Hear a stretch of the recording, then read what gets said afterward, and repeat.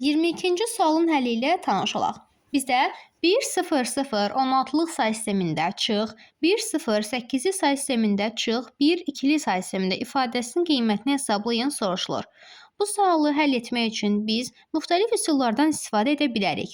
Məsələn, verilmiş ədədlərin hər birini eyni bir say sisteminə gətirib, daha sonra həmin say sistemində müvafiq hesablamaları yerinə yetirib, ən sonda müvafiq cavabı seçə bilərik. Mən isə sizə bu videoda verilmiş ədədlərin hər birinin onluq say sistemində ifadə edib, daha sonra ikili say sisteminə və ya digər say sistemlərinə çevirərək izah edəcəm.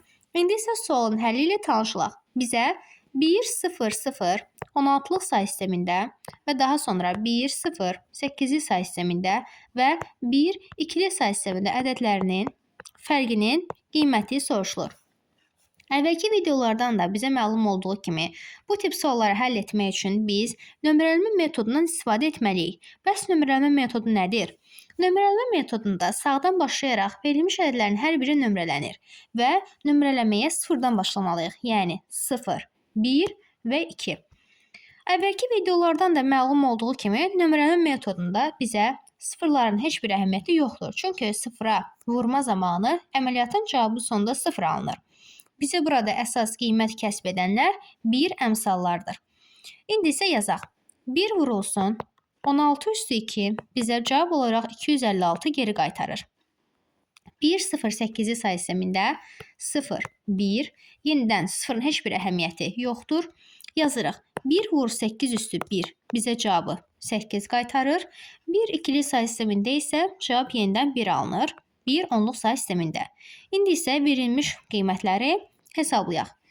256 çıxılsın 8 və çıxılsın 1. 256-dan 8 çıxdıqda 248, 248-dən 1 çıxdıqda 247 onluq say sistemində alırıq. İndi isə variantlardan gördüyümüz kimi bizə cavab 16-lıq, 2-li və 8-li say sistemində alınmalıdır. Bu sualı həll etdikdə görürük ki, verilmiş ədədi, yəni 247 ədədini 16-lıq say sistemində ifadə etdikdə cavabımız düzgün alınacaq. Yəni 247 ədədini 16-ya bölmək lazımdır. Bu zaman isə cavab 15, qalıq isə 7 alınır. Daha sonra bu şəkildə nömrələyirik. Bildiyimiz kimi 16-lıq say sistemində 15 ədədi yoxdur və 15 ədədini biz müəyyən bir hərflə işarə edirik. Bu hərf isə F hərfidir. F və 7. F7 16-lıq say sistemində doğru cavabımız 22-də A variantıdır.